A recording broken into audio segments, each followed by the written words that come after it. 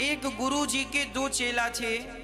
गुरु जी ने सख्त आदेश दिया था, बेटा किसी भी स्त्री का स्पर्श नहीं करना, भिक्षा मांग कर खाना है, राम नाम जपना है और किसी भी स्त्री का स्पर्श भी नहीं करना।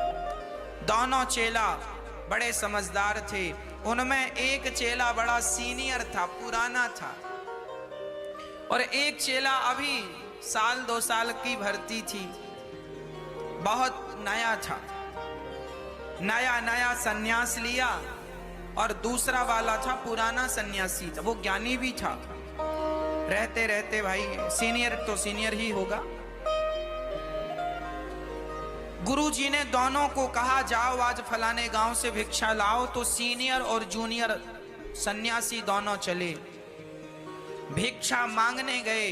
कहा गुरुजी ने किसी स्त्री का स्पर्श ना करना। दोनों गए। अचानक बारिश का मौसम था, तेज बारिश हुई तो नदी में बाढ़ आ गई, अधिक पानी आ गया। ये दोनों नदी पार करके उस तरफ जा रहे थे गांव में, पर पानी ज्यादा होने के कारण कोई नाव वाव थी नहीं, व्यवस्था थी नहीं। एक स्त्री आ गई, जवान लड़की थी, सुंदर थी।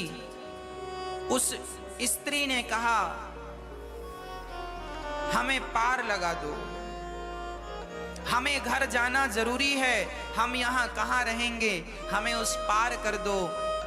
अब ये सन्यासी गुरुजी ने बिल्कुल आदेश दिया है कि किसी भी स्त्री का स्पर्श नहीं करना, और वो लड़की मदद मांग रही है कि हमें उस पार कर दो।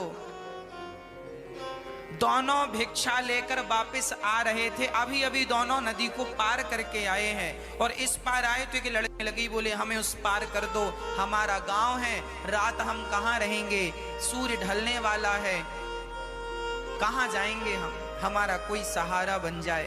तो जो सीनियर वाला साधु था उसने कहा जूनियर साधु से, सुनो गुरुजी ने मना किया है किसी भी स्त्री का स्पर्श नहीं करना।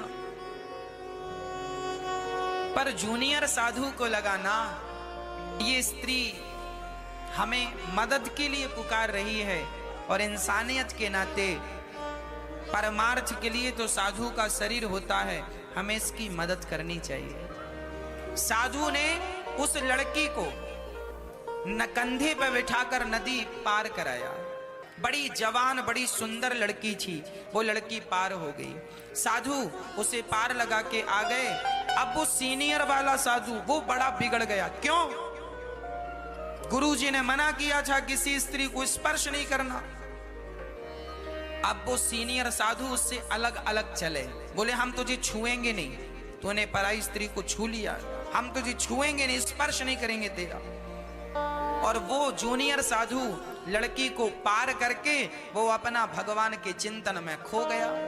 वो भगवान का चिंतन कर रहा है और ये सीनियर साधु वो लड़की का चिंतन कर रहा। उसको बिठाया, उसको कंधे पे, उसको कंधे पे, यहाँ कंधे पे, यहाँ। दोनों गुरुजी के पास आए। सीनियर साधु की आंखें लाल लाल थी।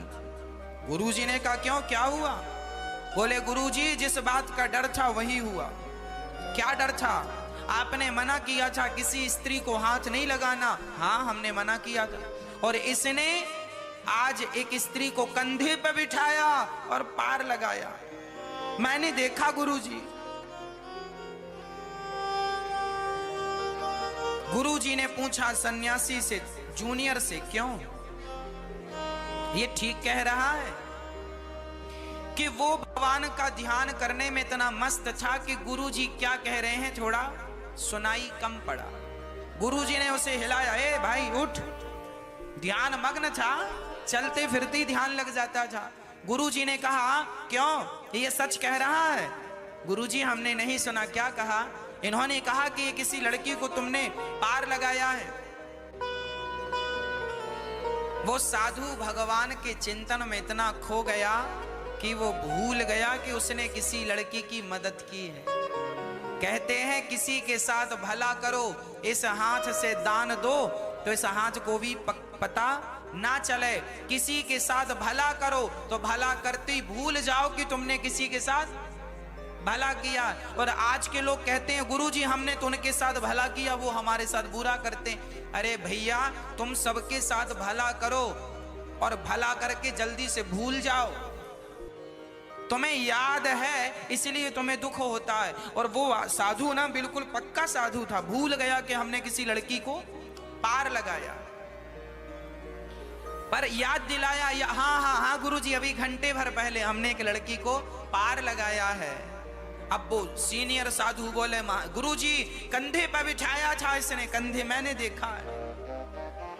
जूनियर साधु ने कहा गुरुजी मैंने तो घंटे भर पहले ही उसे अपने कंधे से उतार दिया, पर मेरे ये भैया जो हैं ये अभी तक उसे अपने कंधे पे ही बिठाए।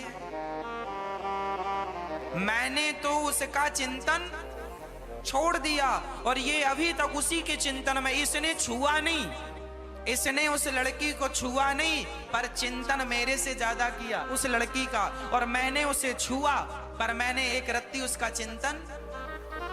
बस मेरी माँ, एक पकड़ना होता है शरीर से, एक पकड़ना होता है मन से।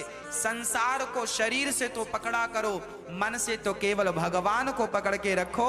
संसार को जैसे किताब, ये देखिए ये किताब बुक है, पुस्तक, ये देखो एक है ना, एक है, पर इसके अंदर देखो पन्ने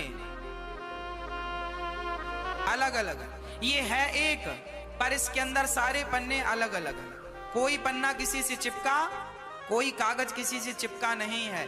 बस मेरी माँ, बाहर से तो एक रहो, सबके साथ परिवार के साथ एक रहो, पर भीतर से जैसे ये पुस्तक के पन्ने सबसे अलग अलग हैं, उसी प्रकार आप भी अपने जीवन में सबके बीच में रहकर सबसे अलग अलग रहो। भगवान से एक बने रहो, भगवान से जुड़े रहो, भगवान से जुड़ाव बना रहे।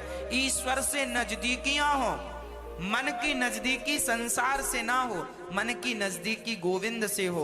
और तन की नजदीकी संसार के लोगों से है तो कोई आश्चर्य नहीं।